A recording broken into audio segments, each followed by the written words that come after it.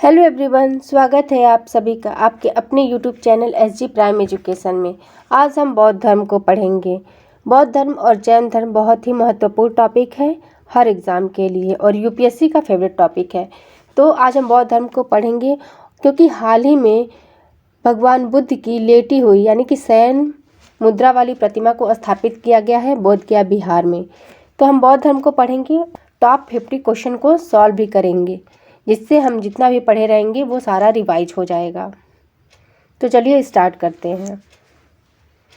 जो गौतम बुद्ध थे, इनके बचपन का नाम सिद्धार्थ था और इनका जन्म 563 ईसा पूर्व में लुम्बिनी में हुआ था। लुम्बिनी में इनका जन्म हुआ था, जो कि कपिलवस्तु में है। इनके पिता का नाम शुद्धोधन था, जो कि साकेगढ़ राज्य के प्रधान थे, और इनकी माता का नाम महामाया था, जो कि कोली वंश की कन्या थी।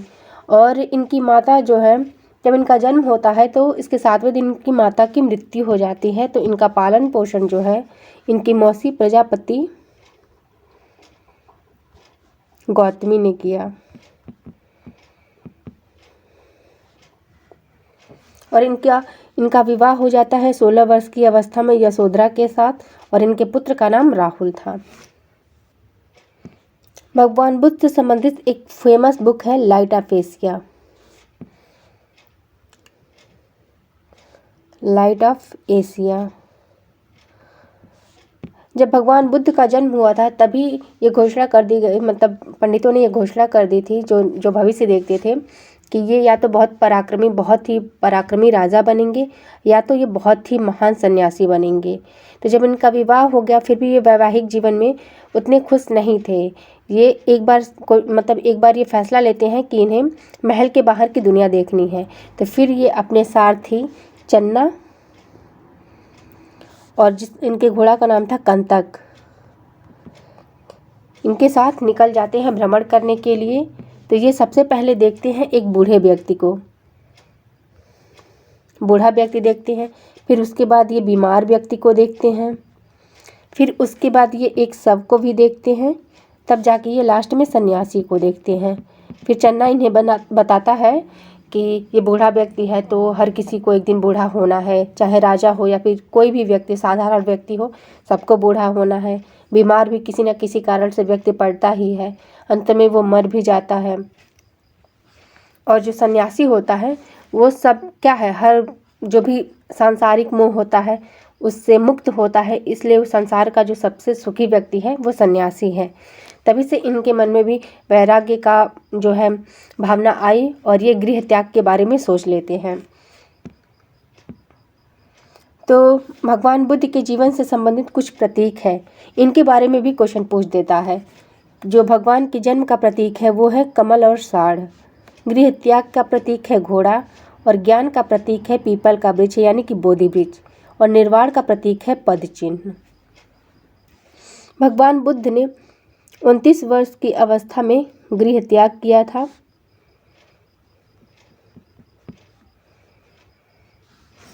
और इसे कहा जाता है, इन्होंने जो गृह त्याग किया था इसे कहा जाता है महाभिनिष्क्रमण कहा जाता है।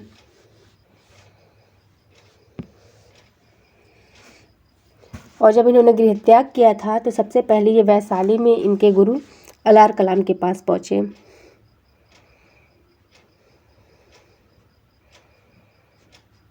अलार कलाम के पास इन्होंने सांख्य दर्शन की शिक्षा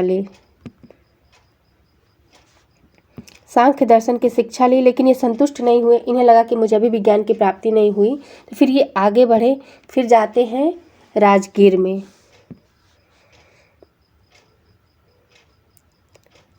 राजगीर में इन्हें जो है शिक्षा देते हैं रुद्रक रामपुत्र,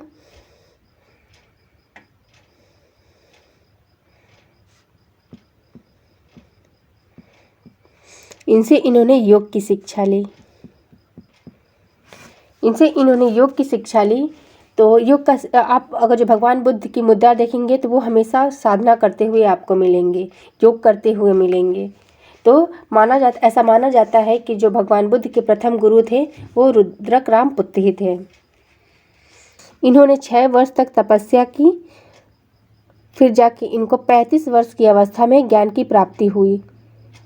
इन सब से क्वेश्चन बनते हैं और ये सब फैक्चुअल चीज़ें हैं, इन्हें आपको याद रखना है, क्योंकि जब क्वेश्चन पूछता है तो हम कंफ्यूज हो जाते हैं, क्योंकि बहुत ही बारीक अंतर देता है और इससे कंफ्यूजन क्रिएट होता है। इसलिए आप सारे फैक्ट को ध्यान से देखें।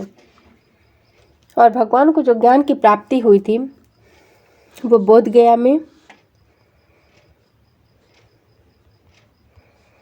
निरंजना नदी के किनारे, इसे फाल्गु नदी भी कहते हैं,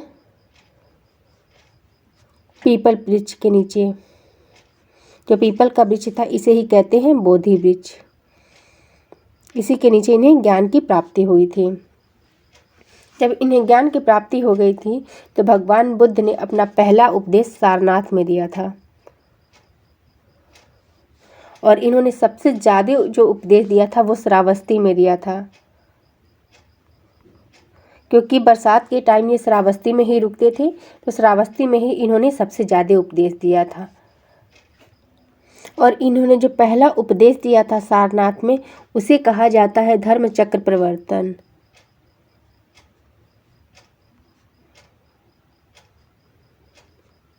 धर्म चक्र प्रवर्तन कहा जाता है।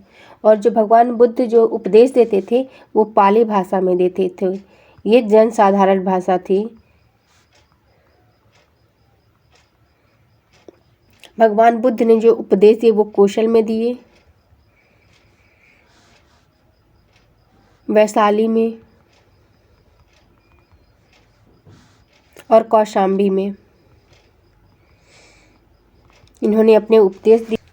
इन तीनों जगह पे भगवान बुद्ध ने उपदेश दिए थे, क्योंकि कभी कभी क्वेश्चन पूछ देता है कि कहाँ पर उपदेश नहीं दिए थे या फिर कौन सा स्थान भगवान बुद्ध से संबंधित नहीं है। उस समय के जो शासक थे बिंबिसार, उदयन और प्रसेनजीत, ये सब बौद्ध धर्म को मानते थे। क्या आपको पता है चंद्रगुप्त मौर्य किस धर्म को मानते थे? उनका पुत्र जो था बिंदुसार किस धर्म को मानता था? और सम्राट अशोक किस धर्म को मानते थे? और सम्राट अशोक शुरुआत में किस धर्म को मानता था और बाद में उसने किस धर्म को अपनाया? अगर जो आपको पता होगा तो आप कमेंट बॉक्स में बता सकते हैं।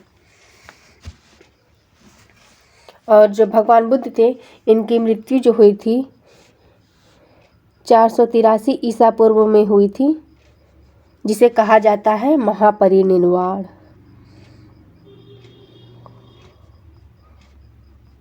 महापरिनिर्वाण। और जब भगवान बुद्ध की मृत्यु हो गई थी तो इनके जो अवशेष थे उन्हें 8 भागों में बांटा गया था और 8 जगह पर स्तूप बनाए गए थे। और बौद्ध धर्म से संबंधित शिक्षाएं जो है वो त्रिपिटक में वर्णित है। त्रिपिटक में आता है विनय पिटक, सूत्र पिटक और अभिधम्म पिटक। अभिधम्म पिटक आते हैं। और ये तीनों जो पिटक है इनकी भाषाएं पाली ही थी, पाली भाषा में ही ये लिखे गए हैं। और जो बौद्ध धर्म था वो किसको मानता था? तो बौद्ध धर्म जो है अनीश्वरवाद को मानता था। बौद्ध धर्म और जैन धर्म दोनों अनीश्वरवाद को मानते थे, अनीश्वरवाद को मानते थे। और आत्मा, ये मानते थे कि आत्मा नहीं है, आत्मा की संकल्पना को नहीं मानते, लेकिन पुनर्जन्म में विश्वास करते थे। पुनर्जन्म में मानते थे कि पुनर्जन्म होता है, क्योंकि जो व्यक्ति है उनको जो पाप या फिर पुण्य मिलते हैं, मतलब जो दुख और सुख मिलते हैं उनको पुनर्जन्म के आधार पर ही मिलते हैं। तो इसलिए बौद्ध धर्म में पुनर्जन्म को माना गया है, लेकिन वो आत्मा को नहीं मानते थे, ईश्वर को नहीं मानते थे। जो बौद्ध धर्म के सन्यासी थे उन्हें भिक्षुक कहा जाता था, और जो गृहस्थ जीवन बिताने वाले सन्यासी थे उन्हें उपासक कहा जाता था, उन्हें उपासक कहा जाता था। जब भगवान की मृत्यु हो गई थी तो 4 बौद्ध संगतियाँ हुई थी, उन्हें भी हम पढ़ लेते हैं। प्रथम बौद्ध संगति जो थी 483 ईसा पूर्व में हुई थी, राजगृह में हुई थी, अजात शत्रु के शासनकाल में हुई थी और उस समय अध्यक्ष थे महाकश्यप। दूसरी बौद्ध संगति 383 ईसा पूर्व में हुई थी, वैशाली में हुई थी और कालाशोक के शासनकाल में हुई थी और इसके अध्यक्ष थे सबाकामी। तीसरी बौद्ध संगति 247 ईसा पूर्व में हुई थी, पाटलिपुत्र में और अशोक के शासनकाल में हुई थी और इसके अध्यक्ष थे मोगलीपुत्र तीसरे।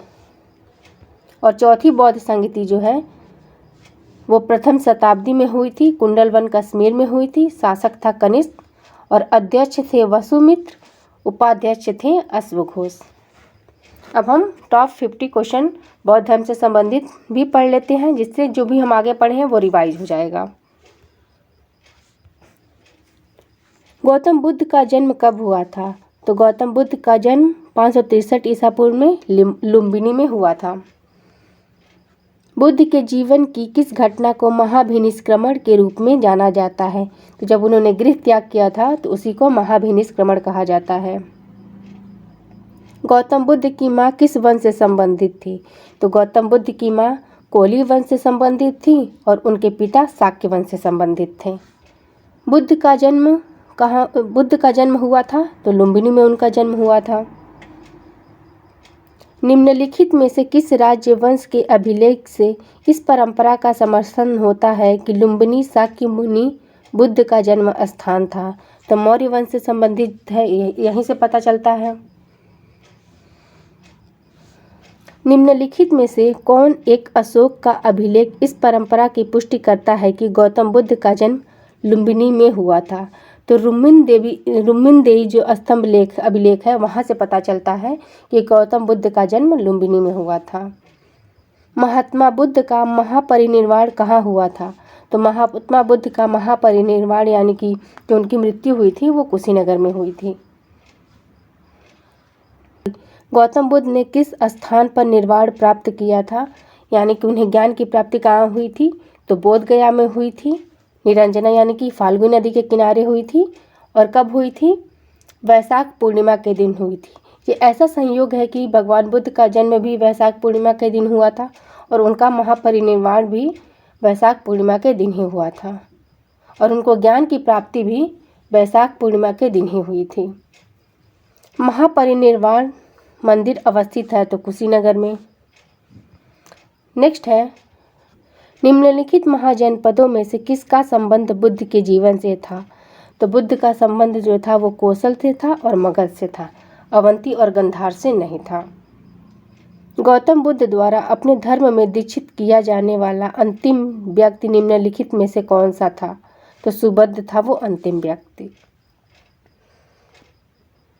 अलार कलाम कौन थे? तो अलार कलाम जो थे बुद्ध के एक गुरु थे। अलार कलाम से गौतम बुद्ध ने सांख्य दर्शन की शिक्षा ली थी और जो इनके दूसरे प्रथम गुरु थे वो थे रुद्रक रामपुत्र, जिनसे उन्होंने योग की शिक्षा ली थी। महात्मा बुद्ध ने अपना पहला धर्मचक्र परिवर्तन किस स्थान पर दिया था? तो सारनाथ में दिया था और धर्मचक्र परिवर्तन जो है गौतम बुद्ध का पहला जो उपदेश था उसी को कहा जाता है। बुद्ध ने सर्वाधिक उपदेश दिए थे तो सर्वाधिक उपदेश उन्होंने श्रावस्ती में दिए थे, क्योंकि वर्षा के टाइम में वो श्रावस्ती में ही रुकते थे तो इसलिए उन्हें सर्वाधिक उपदेश श्रावस्ती में दिए।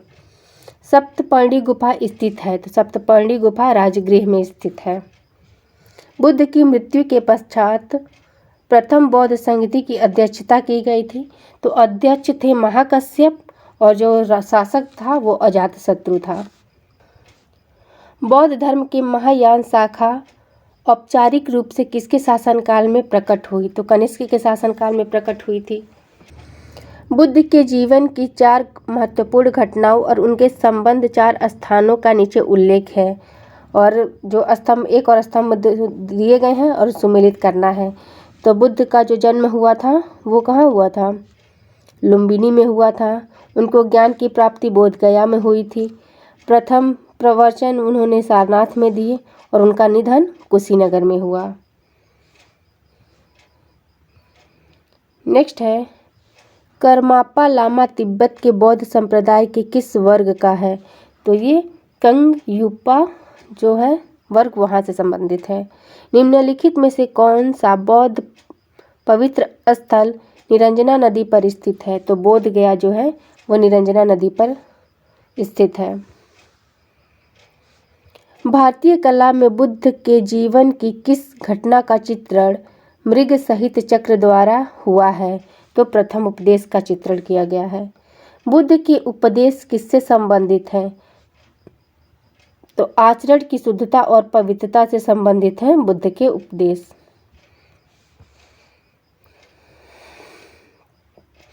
निम्नलिखित में से कौन बुद्ध के जीवन काल में ही संघ प्रमुख होना चाहता था? तो देवदत्त बुद्ध के जीवन काल में ही संघ का प्रमुख होना चाहता था। गौतम बुद्ध ने अपनी मृत्यु के उपरांत बौद्ध संघ के नेतृत्व के लिए निम्न में से किसे नामित किया था? तो उन्होंने किसी को नामित नहीं किया था।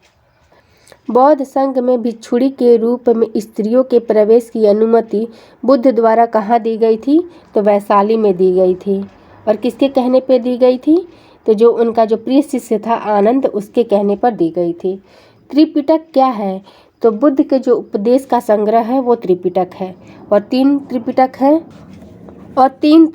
है, विनय पिटक, अभिधम्म पिटक और सूत्र पिटक। त्रिपिटक ग्रंथ किस धर्म से संबंधित है? तो बौद्ध धर्म से संबंधित है त्रिपिटक ग्रंथ। बौद्ध धर्म के त्रिरत्न का क्या अभिप्राय है? तो त्रिरत्न में बुद्ध, धम्म और संघ, ये तीनों ही बौद्ध धर्म के त्रिरत्न है। इसके अलावा भगवान बुद्ध ने सांसारिक दुखों के संबंध में 4 आर्य सत्य बताए थे: दुख, दुख समुदाय, दुख निरोग और दुख निरोगामिनी प्रतिपदा। इसके अलावा इन दुखों को दूर करने के लिए भगवान बुद्ध ने अष्टांगिक मार्ग के भी उपदेश दिए थे, जिसमें सम्यक दृष्टि, सम्यक संकल्प, सम्यक वाणी, सम्यक कर्मांत, सम्यक आजीव, सम्यक व्यायाम, सम्यक स्मृति और सम्यक समाधि का उन्होंने उल्लेख किया। इसके अलावा जो है निर्वाण प्राप्ति के लिए भी भगवान बुद्ध ने 10 शील पर बल दिया।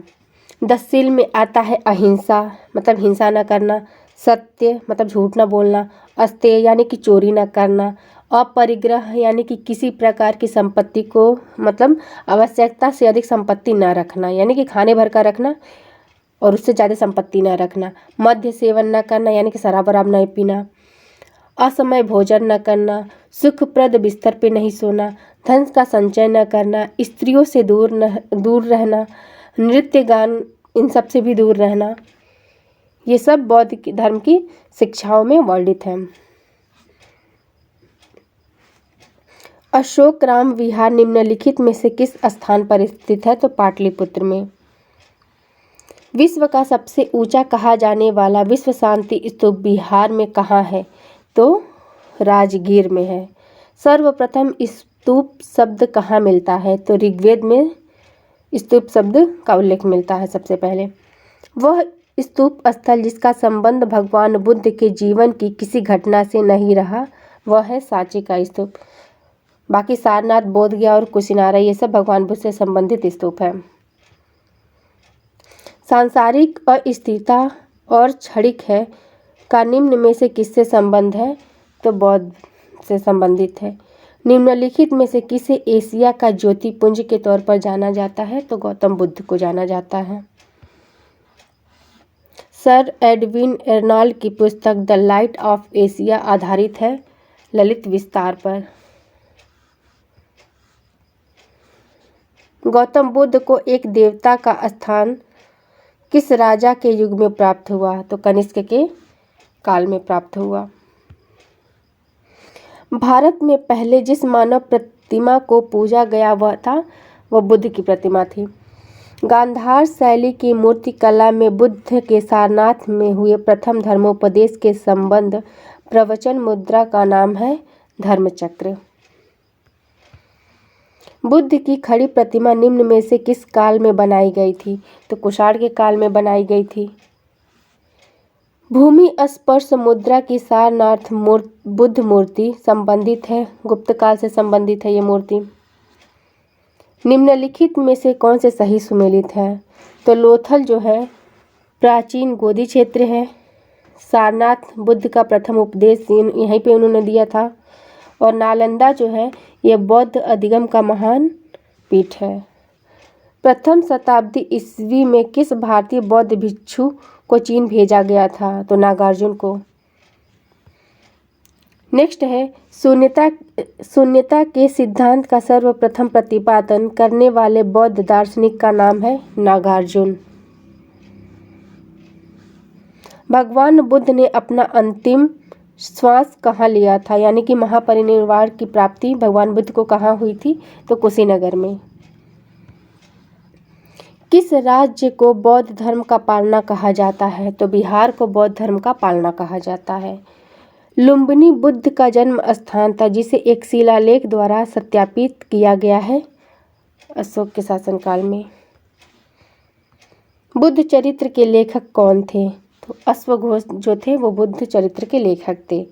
बुद्ध की विश्व की सबसे बड़ी अखंड मूर्ति कहाँ स्थापित की गई है? तो बामियान में स्थापित की गई है। अब हम यहाँ पे सूची 1 को सूची 2 से मिलाना है। बोधि वृक्ष जो है वो प्रबुद्धता का प्रतीक है। धर्म चक्र जो है वो प्रथम उपदेश का प्रतीक है। घोड़ा जो है वो त्याग का प्रतीक है और कमल जन्म का प्रतीक है। किस शासक ने बौद्ध के लिए प्रसिद्ध विक्रमशिला विश्वविद्यालय की स्थापना की? तो धर्मपाल ने विक्रमशिला विश्वविद्यालय की स्थापना की। अगर आपको वीडियो पसंद आए तो आप वीडियो को लाइक करिए, शेयर करिए और चैनल को सब्सक्राइब करिए। साथ में बेल आइकन को भी दबा लीजिए ताकि वीडियो की अपडेट आपको सबसे पहले मिले। और अगर जो आपको कुछ कमी लगता है तो आप कमेंट बॉक्स में बता सकते हैं। Thank you.